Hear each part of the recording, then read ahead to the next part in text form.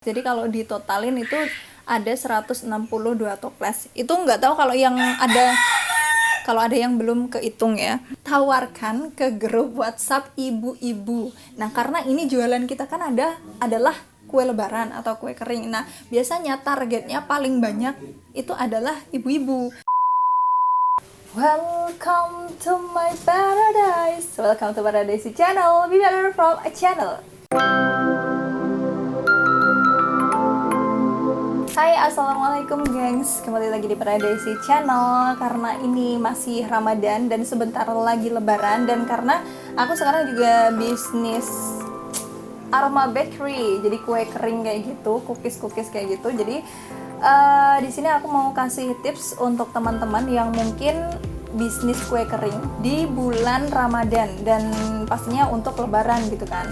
Sebenarnya aku bukan termasuk pebisnis yang besar terus yang bisa mendapatkan omset yang banyak kayak gitu, enggak. Aku termasuk yang pemula, tapi untuk ukuran pemula aku rasa alhamdulillah banget gitu loh, di bulan ini tuh bisa dapat orderan lebih dari 160 orderan. Itu akumulasi dari bulan April sama bulan Mei.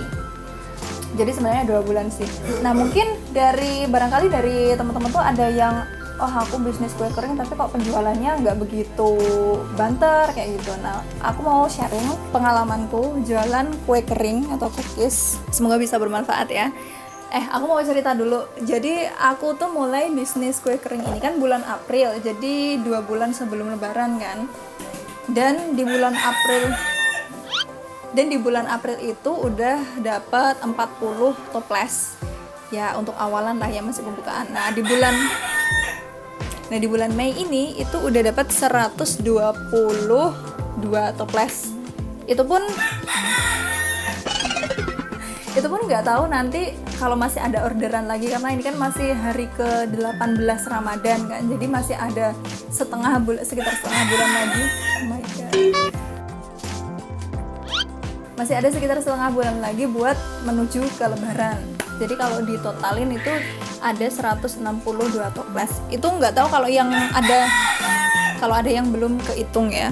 Dan sebenarnya aku bukan yang pinter bisnis dan udah canggih dalam berbisnis. Ini pun mungkin barangkali masih termasuk yang orderannya masih dikit kayak gitu kan. Tapi setidaknya aku pengen sharing, barangkali teman-teman ada yang pengen meningkatkan penjualannya. Sekitar 972.000 sekitaran kayak gitu untungnya. Nah, omsetnya berarti kan aku target rata-rata per toples itu kan harganya 20.000, meskipun ada yang kastengel itu kan 27.000, tapi katakanlah aja 20.000 dikalikan 162, udah 3.240.000 itu omset pendapatannya. Langsung aja untuk ke tipsnya ya. Yang pertama itu adalah rasa, pastikan enak dulu. Jadi kalau kita awal-awal bikin dulu, terus suruh nyobain orang-orang di sekeliling kita. Kalau misalnya orang-orang di sekeliling kita itu bilang enak dan nggak ada komplain, ya berarti produk kita siap untuk dijual gitu loh.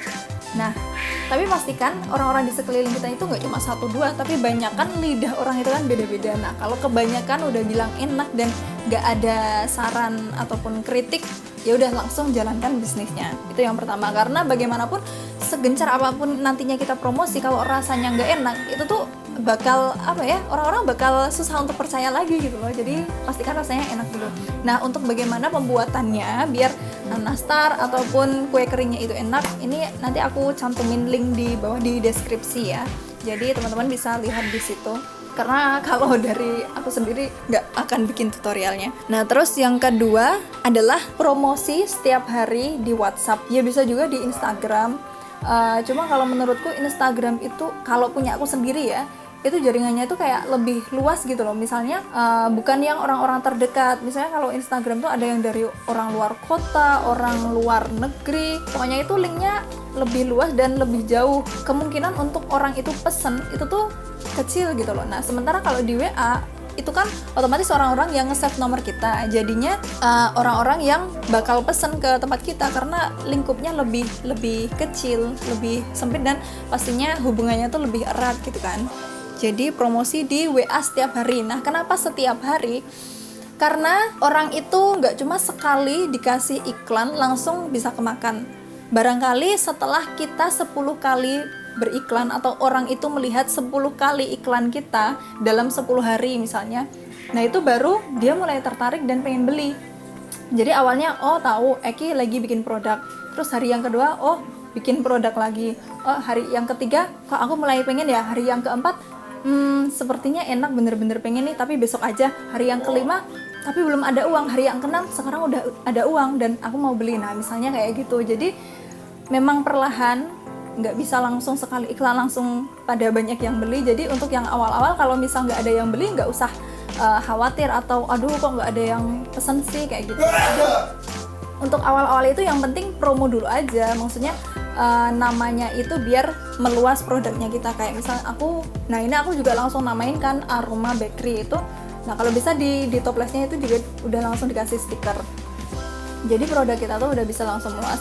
Makanya pas awal-awal itu aku kan bulan April ya, itu baru 40 toples karena itu untuk pengenalan dulu, belum banyak yang pesen. Nah begitu ternyata udah banyak yang suka, bulan Mei langsung orderannya bisa sampai 120. Nah terus yang ketiga adalah bikin tester. Kayak yang udah aku jelasin di awal tadi, bikin tester itu penting banget karena selain bisa untuk mengetahui rasa dari kue kering kita itu kayak gimana, nantinya itu juga bisa mempengaruhi orang-orang di sekeliling kita yang udah nyobain dan tertarik untuk beli.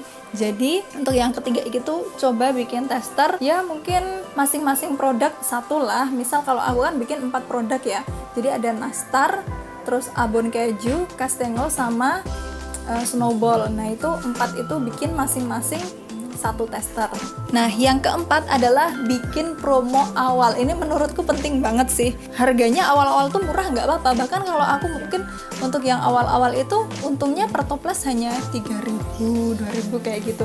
Dan ya itu nggak masalah karena kita kan butuh dikenal dulu, kita butuh promosi ke orang-orang yang lebih luas dulu. Kalau kita langsung pasang harga yang standarnya orang-orang jualan, yaitu nanti pertama mereka kan belum percaya rasanya kayak gimana gitu kan.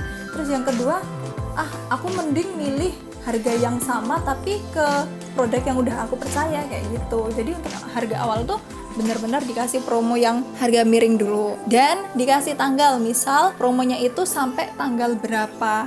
Nah nanti itu akan mempengaruhi orang kalau nanti promonya cuma sampai tanggal 15 tuh, jadi aku harus beli sekarang karena setelah itu nanti gak akan ada promo lagi, maksudnya promo yang sama gitu kan.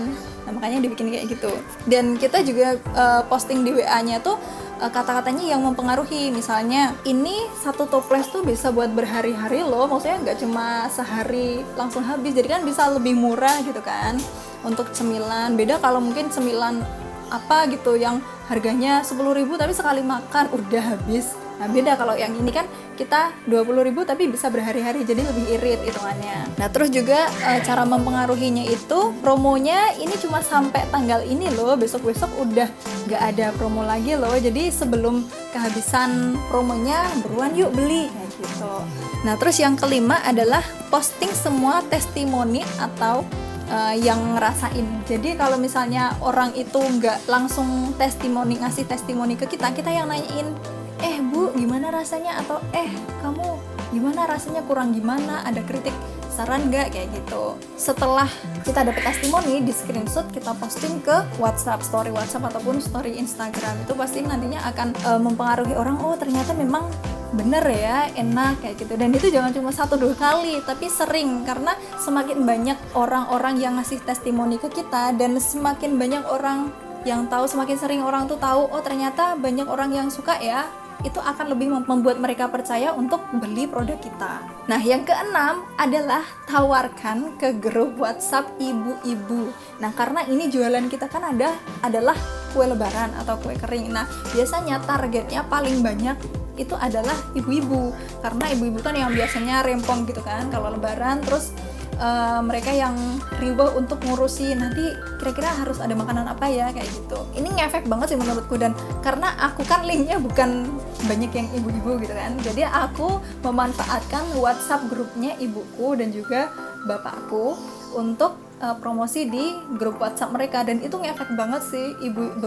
Beberapa ibu-ibu tuh langsung pesen banyak gitu di tempatku. Terus yang ke-7 adalah bikin promo lagi paket. Kalau tadi kan promo yang awal untuk sekedar pengenalan produk kita. Nah, yang ini adalah promo paket lebaran. Jadi misalnya kalau beli 4 sekaligus, nah ini kan sekalian mengenalkan produk kita. Nah, kalau produkku itu kan yang sebenarnya banyak dikenal itu cuma 3, Castengel, Nastar, sama Snowball. Nah, abon keju kan itu belum banyak dikenal ya, karena apa sih abon keju kayak gitu, padahal sebenarnya enak gitu loh, aku ngerasain tuh ketagihan. Nah, tapi karena orang-orang tuh pada belum tahu, nah kita bikin paket. Jadi kalau misalnya beli 4 paket ini nanti turun harganya yang seharusnya 87.000 jadi 80.000 kayak gitu. Sekali lagi kita nggak usah ngambil untung yang banyak-banyak, nggak apa-apa, yang penting produknya bisa semakin dikenal orang banyak gitu loh. Kalau memang nanti kedepannya itu kita pengen bikin produk kayak gitu lagi. Dan menurutku ini ngefek banget bikin promo paket itu, karena nanti itu akan lebih menarik orang-orang buat beli sekalian satu paket atau langsung 4 item, 4 toples, dan itu kan cukup menguntungkan kita gitu ya. Ya walaupun sekali lagi itu tadi kita harus menurunkan harga. Tips yang ke-8 adalah bandingkan dengan harga yang lain. Otomatis karena kita masih awalan gitu kan, otomatis harganya juga lebih murah dibandingkan harga-harga produk yang udah beredar di pasaran. Nah, kita bisa bandingin itu, misalnya kayak kemarin aku browsing di internet gitu kan, harga nastar ataupun kue lebaran umumnya tuh berapa sih? Oh, ternyata umumnya tuh harganya 25.000. Sementara punya aku produknya kan rata-rata 20.000. Nah, otomatis itu kan udah murah banget gitu kan. Nah, bisa kita screenshot harga normalnya itu berapa, sedangkan kita bandingkan dengan harga kita. Tapi ingat jangan sampai menyebut merek dari produk yang kita bandingkan, karena itu kan nanti bisa mematikan pasaran kan. Kalau misalnya kita mau bandingin nggak apa-apa, tapi nggak usah menyebutkan merek dagang itu. Terus yang ke-9 adalah, mungkin ini cukup mempengaruhi juga ya, foto yang menarik. Nah, kalau foto-foto di punyaku, produkku itu, aku emang fotonya aku sengaja aku bikin bagus, meskipun ada yang pakai HP, ada yang pakai kamera, terus aku edit kasih tulisan produk kita Aroma kayak gitu. Jadi misal produk kita itu menyebar itu udah ada tulisannya kayak gitu. Terus juga jangan cuma foto produk kita aja, tapi foto orang, misalnya cewek gitu kan yang cantik atau gimana, kita suruh bawa produk kita, nah kita foto dua-duanya, jadi biar orang-orang tuh lihatnya nggak bosan gitu loh. Nah, yang terakhir ini yang paling penting adalah doa. Sebanyak apapun promosi kita, seenak apapun produk kue kering kita, kalau kita nggak doa, kalau Allah tuh nggak ngizinin produk kita itu bisa terjual dengan lancar, ya kita nggak akan bisa bisnis lancar gitu loh. Jadi semua rezeki itu yang menentukan adalah Tuhan. Jadi kenapa aku nge-share tips-tips ini juga, semoga teman-teman bisa menerapkan itu dan barangkali bisa bermanfaat. Aku nggak takut kalau misalnya nanti wah teman-teman langsung bisa lebih laris manis daripada punya aku, karena rezeki itu kan yang ngatur udah Tuhan ya. Jadi ya udah, nggak masalah kayak gitu loh. Nah, sebenarnya untuk produkku ini itu tuh udah ada yang pengen jadi reseller, tapi sayangnya di luar kota. Dan kalau di luar kota itu kan yang namanya kue kering itu tuh rentan pecah gitu kan, entah itu toplesnya. Kalau toples sih bisa diatasi dengan bubble wrap ya, tapi kalau di dalamnya itu kan nantinya kegoncang-goncang terus, jadi malah remuk gitu loh. Jadi susah juga kalau dikirim ke luar kota, kecuali kalau memang cuma untuk dikonsumsi pribadi. Nah, kalau untuk dijual lagi itu kan kurang bagus ya. Temenku ada yang dia itu jualan kue lebaran, tapi bukan kue kering sih, dia coklat kurma sama cornflake kayak gitu. Itu tuh kalau dijual ke luar kota atau dikirim ke luar kota itu tuh nggak bakal hancur. Jadi ini yang bagusnya yang di situ sih.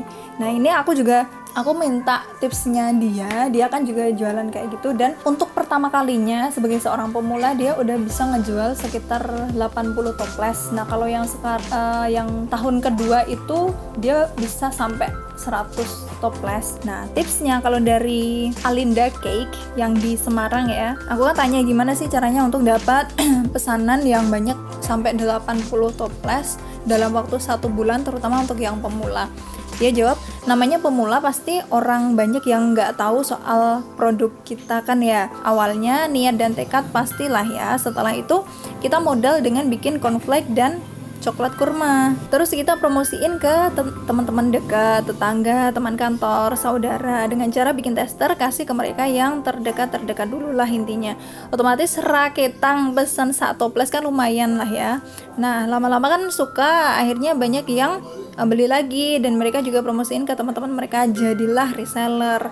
Nah pada saat beli lagi itu aku bikin diskon biar makin tertarik buat order banyak. Nah kayak punya aku juga kan, yang jadi nilai plusnya itu pertama, aku nggak ada saingan di daerahku, nggak ada yang jual cornflake atau coklat kurma. Kalau kue kering kan udah pasti banyak ya kalau mau lebaran gini.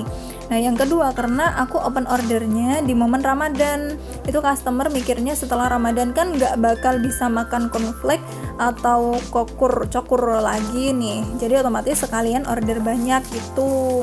Nah terus untuk tipsnya juga, untuk pemula kalau aku untung dikit nggak apa-apa, yang penting banyak yang beli, otomatis orang banyak yang tahu produk kita dan jadi langganan setiap tahunnya. Terus juga pesan buat pemula, jangan ragu untuk memulai usaha apapun itu, jangan menyerah untuk menjalani usaha itu, dan keep ikhtiar karena rezeki nggak akan kemana meski banyak saingannya. Wis mantap Alinda Cake. Makasih ya untuk Alinda Cake yang udah sharing tipsnya, semoga juga bisa diterapkan oleh teman-teman dan bisa bermanfaat. Nah itu tadi gengs, tips dariku, semoga bisa bermanfaat. Nah kalau dari teman-teman ada yang punya tips lagi yang lebih bagus lagi, yang mungkin lebih jitu lagi untuk meningkatkan penjualan kue kering atau kue lebaran, bisa komen di bawah, share ke teman-teman yang lainnya. If you like this video, please klik tombol like, subscribe, and see you in the next video. Dadah, wassalamualaikum warahmatullahi wabarakatuh.